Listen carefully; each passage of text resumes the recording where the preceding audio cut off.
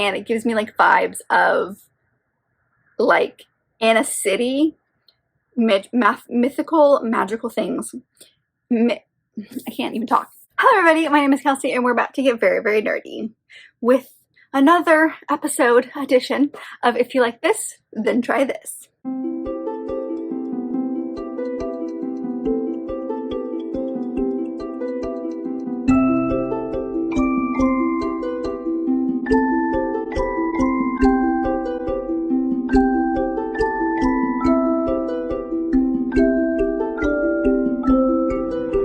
So this is a video that is, I wouldn't say a staple here on YouTube, but many people have done it. I've done a couple of versions of this in the past. I'll leave them down below, linked above if you'd like to check them out. I obviously try not to do double ups, but I have 5 more pairings for you today, and I'm very excited about them. I've been reading a lot of fantasy romance here lately, so a good number of those. These pairings are fantasy romance, but I've got a couple other things thrown in here. Not a super long video for you today, but here's some pairings that I have enjoyed and I think will be equivalent if you liked one or the other. So let's dive in. My first pairing is one that I've kind of talked about a little bit on this channel. Actually, probably most of these I've mentioned in passing in some way, but this one I think is the most recent one, and that is if you like the Percy Jackson series by Rick Riordan, then I think you will like The Secrets of the Immortal Nicholas Flamel by Michael Scott. These are both long series. This one is 5, this one is, I believe, 6, and they both are middle grade leaning. I would say Percy Jackson is maybe a little bit more middle grade than the Nicholas Flamel series, but they both lean middle grade, and they both deal with myth in some way. Percy Jackson is primarily Greek myth. Nicholas Flamel is all of it. Like, there are so many different parts of history, so many different myths and legends and cultures that we get to know and hear, and it's about some kids discovering stuff. So if you like the vibe of Percy Jackson, where it's got this mythology, historical element to it set in modern time, then this is definitely a good series for you. If you like Percy Jackson but you want something maybe a little bit older, young YA leaning, then this one's probably for you. This one follows 2 siblings, Sophie and Josh, who stumble across this guy that they've kind of known their entire lives, discovering that he is the Nicholas Flamel, and there's this guy named Dr. John Dee who is out to get him. So lots of stuff there. This is just the start of the series. And then, of course, Percy Jackson follows Percy Jackson, and he's a demigod, which means that one of his parents is a god.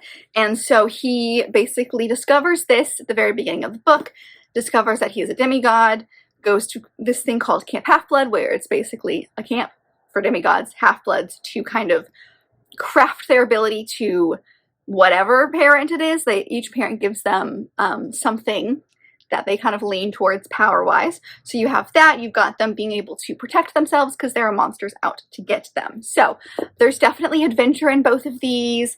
There is that mythology element in both of these. This one is mythology and history. This one is primarily just Greek mythology, so you've got a little bit of difference there, but it gives you the same vibes. As I was reading Percy Jackson, I was being reminded about this series. So yes, if you like this, then you like this. Another one that kind of is middle grade leaning a little bit is if you like the Aru Shah series by Roshani Chokshi. I think that you will enjoy The Girl Who Fell Beneath the Sea by Axie O. So this is a YA standalone, whereas Aru Shah is a middle grade series. But if you like the adventure, if you like kind of the vibes of diving into the world a little bit, then I think you will enjoy this. Aru Shah obviously follows a girl named Aru Shah, who was one of the Pandava brothers. Basically, they get reincarnated every 100-something years, and they are trying to save the world, basically. And it's her and this other girl who is another Pandava brother, and they are trying to save some stuff that's going down. So this tackles way more, but it primarily focuses on Hindu mythology and things of that nature. Although it does tackle some more things, it does kind of weave in and out of this mythical world and this contemporary world, whereas The Girl Who Fell Beneath the Sea is primarily basically takes place in one place. In this one, we follow our main character, Mina, and she lives in a village, and basically every year, I think it is, they sacrifice this girl to the sea, and it's supposed to be like the sea god's bride, and it's their way of hopefully one day, there's this legend out there, and hopefully one day he's going to accept one of these brides as his bride, and it's going to end whatever, I think it's like 100-year war or whatever that's going on at the time. So when the book starts, Mina's brother's beloved is the one that's chosen, and to save her brother, because her brother's trying to stop this from happening, which is a big no-no in this town. So to save her brother and her brother's beloved, she jumps into the sea instead. And so it's her adventure going down to the underworld, discovering that the sea god's actually cursed, and trying to figure out what's going on. And it is romance leaning. It's not focused. I would say this is more fantasy than romance, but there is a romance plotline that goes through it. But just as we discover this world and we see Mina go through it, it really reminded me of the vividness of the Aru Shah series. So I think vibe-wise and description-wise, and maybe just the way that our characters go into this kind of like otherworldly situation, whereas in Aru Shah it's back and forth, whereas this one it's primarily staying in the otherworld situation, I think the vibes are definitely there. Another one which I think is pretty comparable as far as first books go is if you like the Crescent City series, primarily the first one, which is House of Earth and Blood, I think you will like the Kingdom of the Wicked series by Carrie Maniscalco. So there's a lot in this that reminds me of each other, primarily in this kind of a mystery plotline that takes place primarily in the first book. So if you do not know, these are both very popular series, but the first book in the Crescent City series follows Bryce Quinlan, who is half Fae, and she has been tasked to basically solve a lot of murders that have been taking place. This guy who in the past has been charged and is in jail for doing these murders. They think it was him, and then all of a sudden these murders start happening again. And so she has been tasked, because she has a personal connection with it, to try to figure out what's going on. And she has been kind of assigned this guy named Hunt, who is a fallen angel, and basically he is her bodyguard, protector. He's going to go along with her, make sure she's kind of doing the right stuff and investigating correctly, and also bringing back the information of what she investigates to like the head guy. But he's basically there to protect her. So you have a mystery element when it comes to murder there. And then in this one, we follow our main character, Amelia, whose twin at the very beginning of this book is brutally murdered, like horrendously murdered, and she ends up teaming with this guy named Wrath, who is one of the 7 princes of hell, and they're trying to figure out what happened. It is a long string of women who have died very similarly, but her sister is kind of what obviously clues her in to what's going on and kind of makes her go in and try to figure out what's going on. And then Wrath has other, obviously, ulterior motives. So both of these series are good because they are romance heavy, so you do have that fantastical romance plotline happening behind the scenes, but they both focus on solving a murder and also having this mystery element of like these two people who cannot stand each other being forced basically to work together. And then the second books, they go very different in vibe, but, you know, the romance takes a center stage a little bit more in the second book. But this mystery element, as far as a fantastical world being solved, in this one it's witches, and this one it's every single mythical creature you can possibly think of, has that mystery element. And this is YA, but the second books lean more towards new adults and adults, and this is adult. So just be wary of that, but they do have very similar vibes as far as like the plot line. And I just recently read Kingdom of the Wicked, and I'm obsessed with the series, so I had to fit this in here somewhere. This one maybe cheating just the tiniest bit, because technically the book that I think this resembles the most I haven't read yet, but I've read other things by this author in this world, and that's what I'm going with. So I think if you like the Mortal Instruments series, the Shadowhunter world as a whole by Cassie Clare, I haven't read the Mortal Instruments series, but as far as the world, I have read a series in this world, although it was historical, but it does, vibe-wise, as far as monsters, Nephilim kind of vibes, reminds me of Only a Monster by Vanessa Lynn. So I'm sure so many people know the Shadowhunter world, but basically it's like, depending on which series you have, I'm thinking Mortal Instruments, we follow a girl named Clary who basically like finds out that she is Nephilim, which means that like they have angel blood and their goal is to like hunt demons basically. There's way more to it than that, but that's like a base level of people for you if you don't know what that is.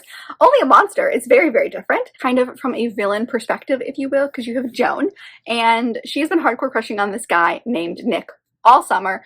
She finally, I think, gets up the courage to ask him out, or is about to ask him out, and then she discovers that she is a monster. And what that means is different depending on which family you're a part of. Each family has like a different ability and that kind of stuff. So there's some stuff there. That's why I'm being very vague with what monster is, but they have like special abilities basically. And Nick is a monster hunter. And so he figures this out in the worst time. And so he ends up having to team up with this guy named Aaron, who's from like a rival family, basically to escape Nick and run away and survive. I don't really know how to explain why these two correlate in my head, except for that you have a girl discovering who she is in an urban setting, and what it is not what she expected, and she has to kind of like discover this world. When it comes to like the City of Bones and the Unmortal Instruments and that kind of thing, it's that she is part angel.